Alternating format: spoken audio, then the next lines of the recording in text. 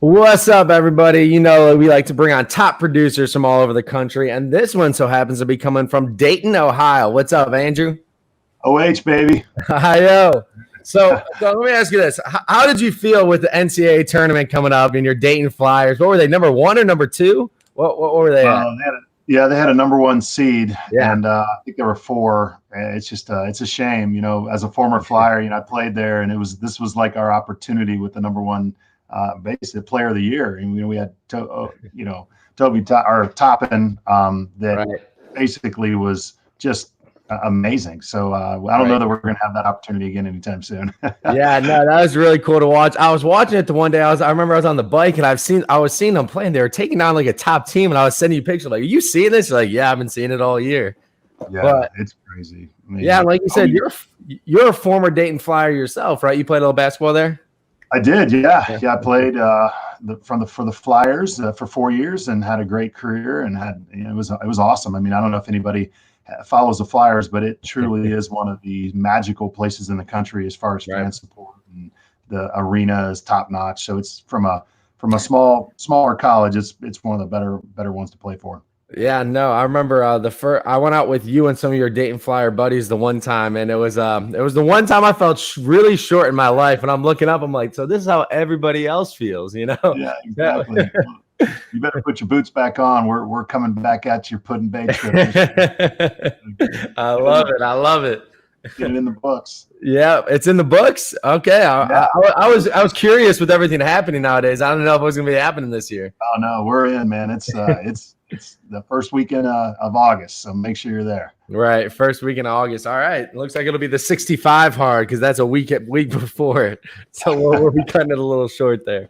No, but so yeah, Andrew, I've seen you speak in person a couple times, and I think I've had you on the show before too. But it's just amazing here every single time we want to talk about it, the Neighborhood Mayor program and what you guys have been able to do with that. So first, I just want to hear what are some of those amazing stats and those top end things that you guys have been able to produce with this Neighborhood Mayor program? Yeah, well, it's it's evolved over the years, and I think currently we're sitting about 65% market share. At least we were in 2019. This year is kind of a little bit crazy because of the inventory, but it'd be interesting to see where we're at. We might be more than that, but we're about 65% market share in a community with about 1,500 rooftops, and it's a lake community, so about 240 houses, and the rest of them are off the water. Right. Yeah, 65% market share. It's absolutely insane. So the Neighborhood Mayor program, you said it's evolved over the years. So based on the last time we discussed, which was about a year, about 4 or 5 months ago, what have you guys been doing differently these last couple of years with the Neighborhood Mayor program? Yeah, well, we're really looking for scalability. I'm actually right now in my lake office. It's a satellite office right outside of one of the communities, and so we've taken let's put it this way.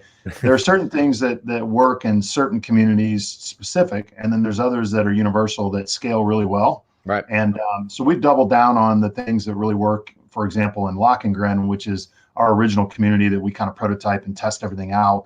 And so we continue to do that. We try to scale back until we can kind of see how it affects us. And then then we test it in other markets, and if it scales, then we make it to all of them. But it's still the fundamentals. It's all about relationships. It's all about. I was at the office last night till 11:30. Wow. It was a good opportunity for me. I was out here, and I was. Yeah.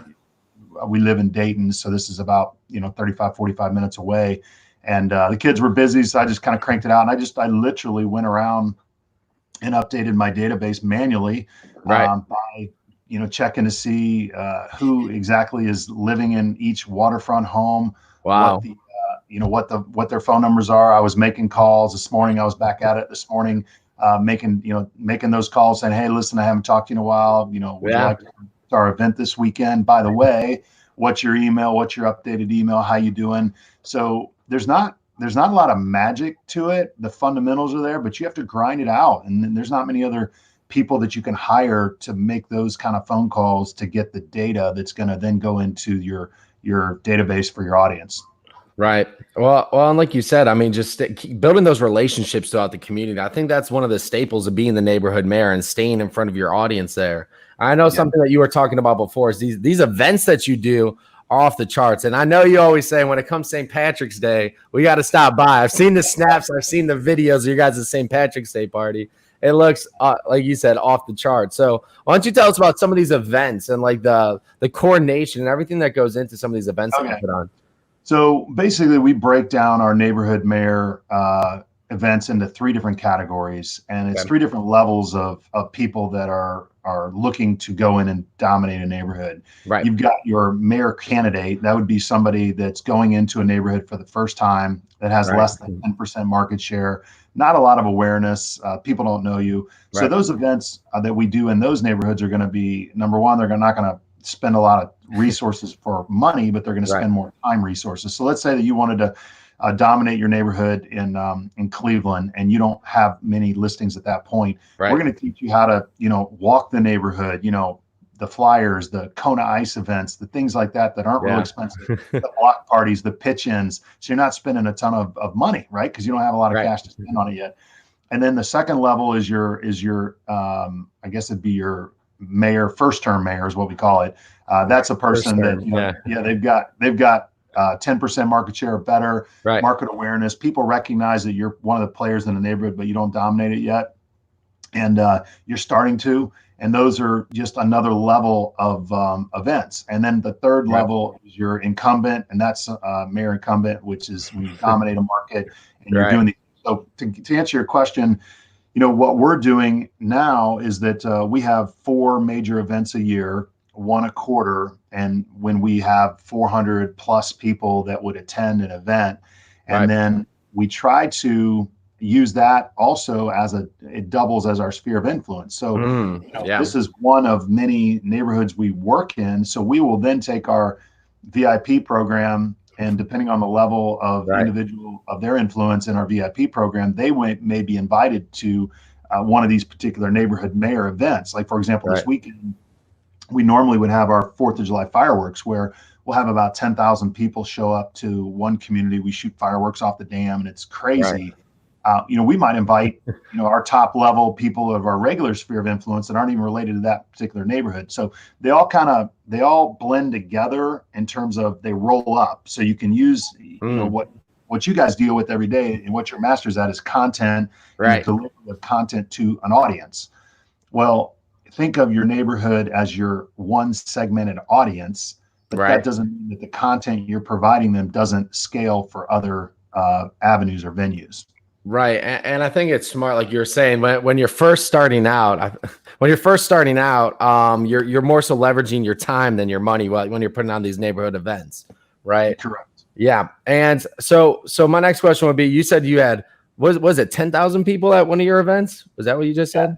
Yeah. So that's a little bit unique in that, what happens is we throw this huge party, big fireworks. We coordinate the entire community, but because it's a lake community, 4th of July weekend, everybody that lives around the lake, there's 250 houses or so, they're going to have, 50 people at their house on the back, on the water, the water's edge, lawn chairs watching the fireworks. So we don't have to cater, or we don't have to provide anything for those people other than fireworks and all the marketing and all the leverage of everything we do up to that point. You do have to coordinate with the community, the fire department, the police. It's like running a major event in a city. Yeah. And so when you're putting on these events, big or small, what are some of the tactics and what are the strategies that you guys use to get the word out? Right.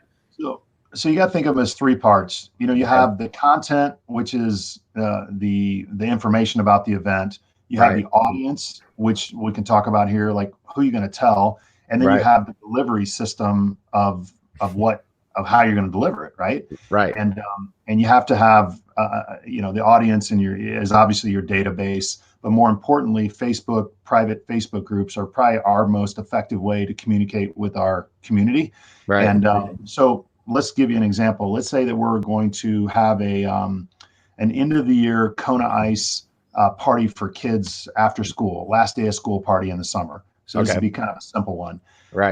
First of all, we would send out, because we like to use print media as well, we're going to send out a postcard to everybody in the community.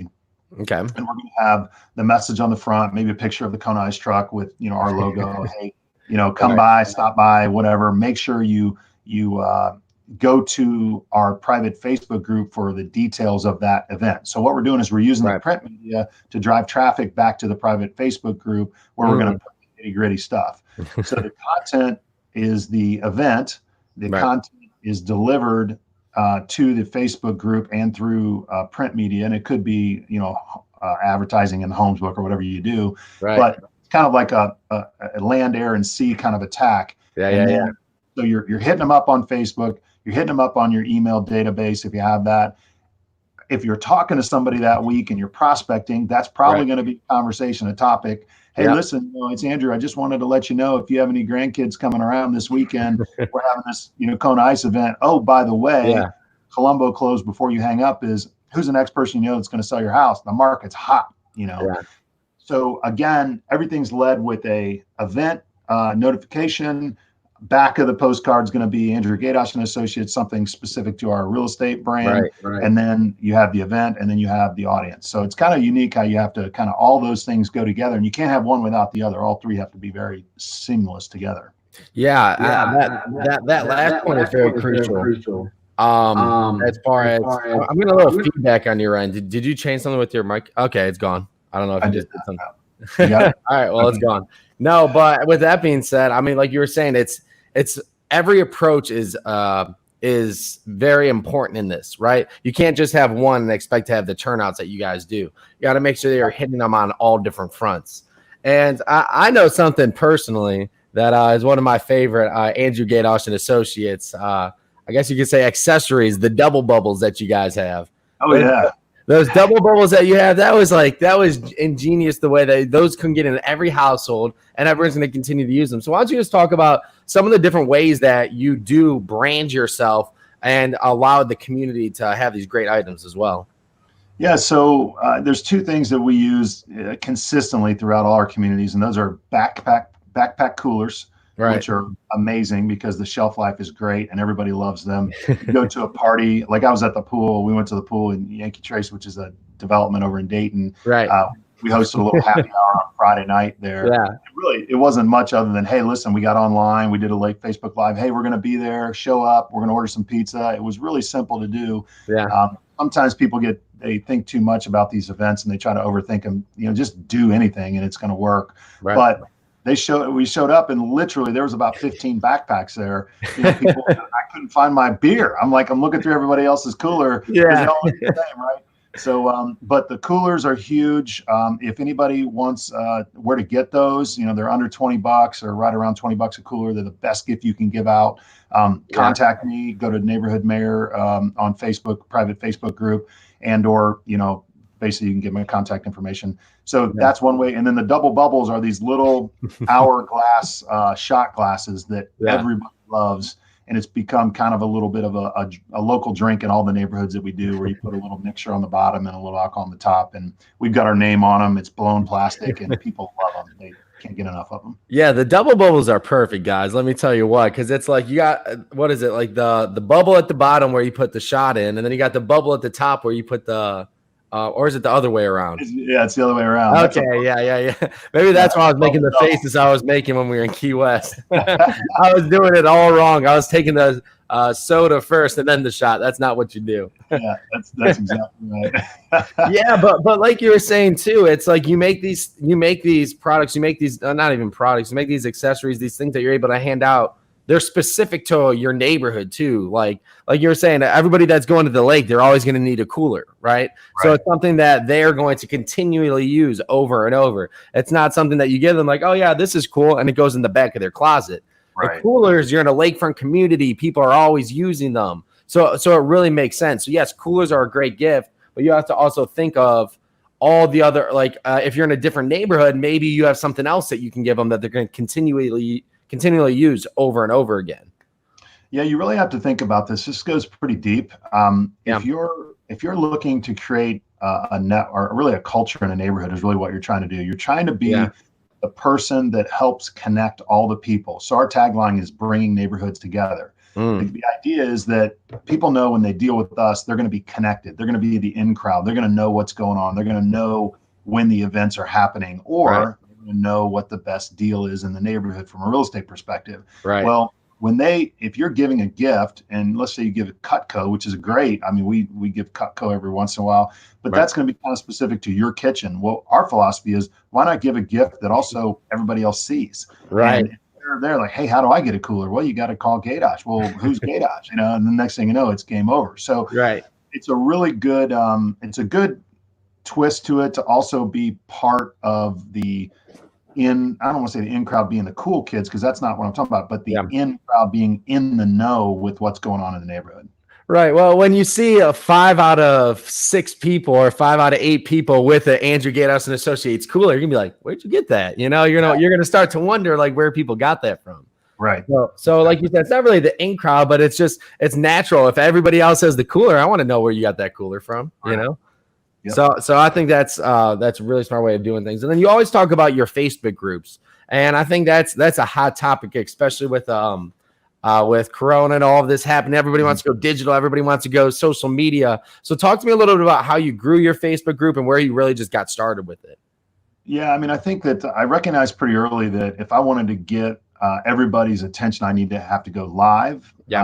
Which everybody would then get notified, or within a Facebook group, everybody gets notified if something goes on there. So the idea was I needed to start to segment a population, and I wanted to control the media. I wanted to have my own channel. It's Andrew Gaydosh TV basically. And how do, like this weekend, we're going to be putting on a couple events, and I'm going live with the community manager tomorrow. I got the fireworks guy. I mean, we got it all coordinated, so I'll pop in. We'll do all that stuff within the Facebook community.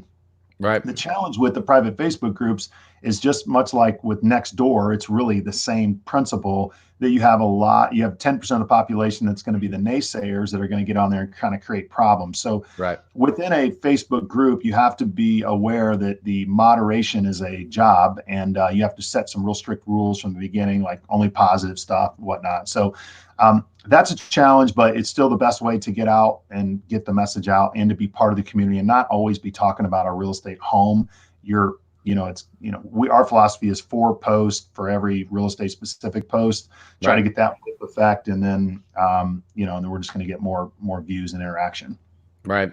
Well, and I think that's smart too. Like you said, it's just like the 4-to-1 rule. You have to have some type of rule so you can have some type of strategy and be consistent with it. Right. Or else, and this is what we talk about with our content too. If you don't have a strategy, if you don't put something in place, you're not going to follow it. It's hard to stay consistent because you don't know what you're going to do next. And all of a sudden you find yourself 10 days in. It's like, when's the last time I made a post? Right. So that's really smart to stay consistent. So Andrew, you're saying you have a lot of tips and tricks within a Facebook group. Where should people go to learn more about it? Yeah, so if you go to Neighborhood Mayors it's basically a private Facebook group. Look it up, Neighborhood Mayors, and just request to be part of that. We're going to be providing a lot more content on there. We've kind of, with this time of year, it's been busy as heck. But I'll go live in there and kind of show examples of events that we're doing. It's just good information, and there's some really good people in there collaborating. So that'd be the best place.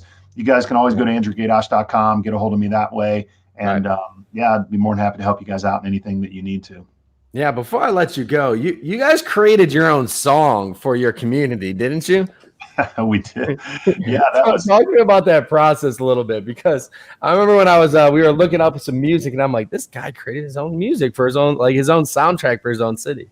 Yeah. We really wanted to create a theme music for the community. I figured, you got to look at barrier of entry. No one's going to do more than what I'm willing to do. Right.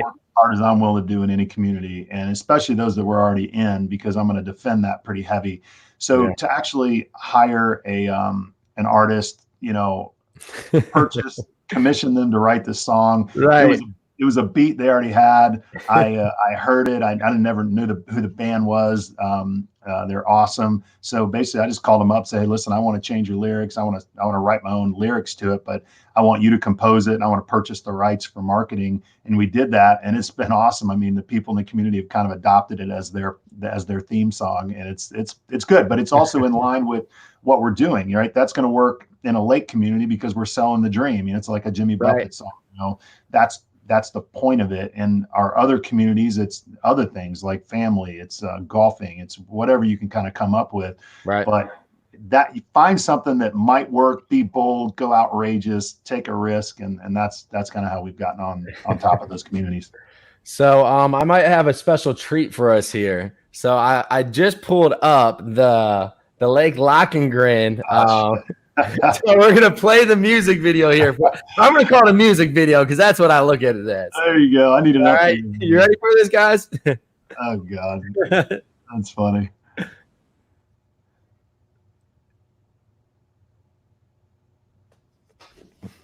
By the way, we use a lot of these in our office, our satellite office. When people come in, we'll sit them down and they'll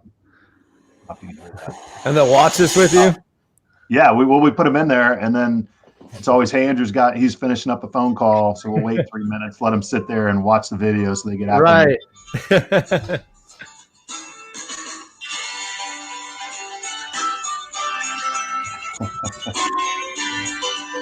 Dude, this is great. That's all I gotta say.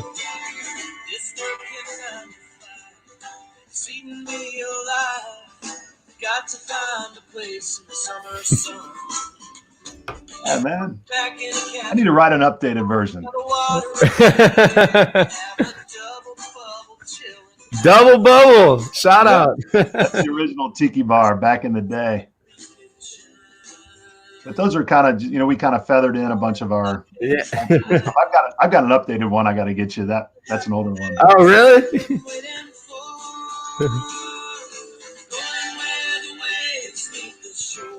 Did you write this song or did you have them write it? No, I actually wrote it. I mean, they had a song that had that was a similar theme, but we changed up all the lyrics and kind of added a couple verses. It's me on the flyboard, which is one of our favorites. Like all I have to say is that is going above and beyond for your community right there. Good stuff. Good stuff. Yeah, no, definitely. Especially the shout out to the double bubble. You know where your loyalties lie. Exactly. Yep. Well, you need to pack up and come down this weekend. We'll be doing plenty of double bubbles. I think we hold the world record. Hey, that sounds like a good plan to me. But Andrew, thank you so much for coming on. Always giving us a bunch of knowledge like usual. Yeah. And it's always a good time when you come on here learning about the neighborhood mayor. I just thought this time it's like we've talked about the song before. We talked about it a couple of times. I'm like, it's time for the crowd to hear it. We have to give the people what they want. That sounds good. Hey, man, take it easy. Have a great weekend. Hope everybody out there has a good one, and we'll talk to you later. Yep. Talk to you soon.